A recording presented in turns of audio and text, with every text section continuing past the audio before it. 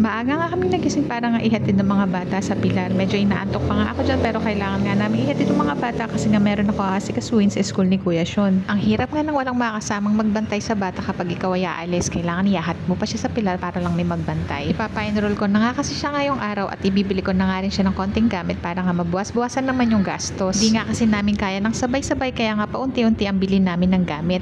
Kapag uwi nga namin ni Dada galing sa paghatid sa mga bata ay nagluto na nga rin ako ng almusal dahil nga si Dada ipapasok pa sa trabaho. Ipagbaon ko na nga lang daw siya kasi nga baka pag dito pa daw siya sa bahay kumain ay malate pa nga daw siya. Kapag tapos nga mag-asikaso ni Dada ng mga dadalhin niya din sa trabaho niya ay umalis na nga siya at nagpaalam. Ako na nga lang yung maiiwan sa bahay para nga magligpit muna ng higaan namin.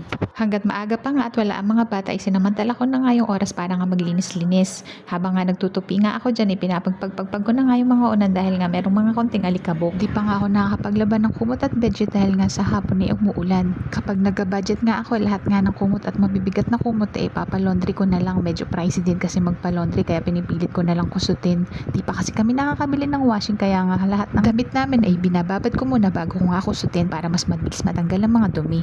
Ito nga rin carpet namin ay napakadalang kong labahan dahil nga mabigat kaya ang ginagawa ko ay binababad ko muna nga siya sa sunrock saka ko nga siya babasain para parang banlaw na nga siya. Pagkatapos ko nga magpunas-punas dyan ng sahig ay nagwalis na nga rin ako dahil ang dami na nga rin ng alikabok. Hindi nga din ako nakakapaglinis ng maayos dahil nga lagi nasa akin si Ellie. Kaya nga kapag nagkaroon ng pagkakataon ay talaga nga namang naglilinis ako hanggat wala ang mga bata. Anong oras na nga dyan at hindi pa nga nakapagayos para nga makaalis dahil nga inuna ko munang linisin yung bahay bago nga ako mag-ready. Gusto ko nga kasi bago ko umalis ay maiwan ang bahay ng malinis para aabutan ko nga siya ng malinis. Di pa nga din ako kumakain dyan dahil nga pinauna ko na nga lang si Dada kasi nga baka maliit pa siya sa trabaho. Sabi ko nga sa kanya mauna na nga siya at mamaya na nga lang ako. Kapag tapos ko nga malinis yung loob ng bahay ay nagkape nga muna ako saglit at lumabas na nga rin ako para nga magwalis-ulis. Halos tuwing umaga nga ay nagwawalis nga ako dito sa harapan namin dahil nga ang lakas ng hangin tuwing gabi. Kaya pagsapit sa umaga ang daming walisin na dahon samahan mo pa nga ng mga dumi na alikabok na nanggagaling dun sa pinag-aagawaan na bahay. Kung sa labas ay umakyat na nga rin ako para kumain. Medyo nagugutom na nga rin kasi ako at anong oras na.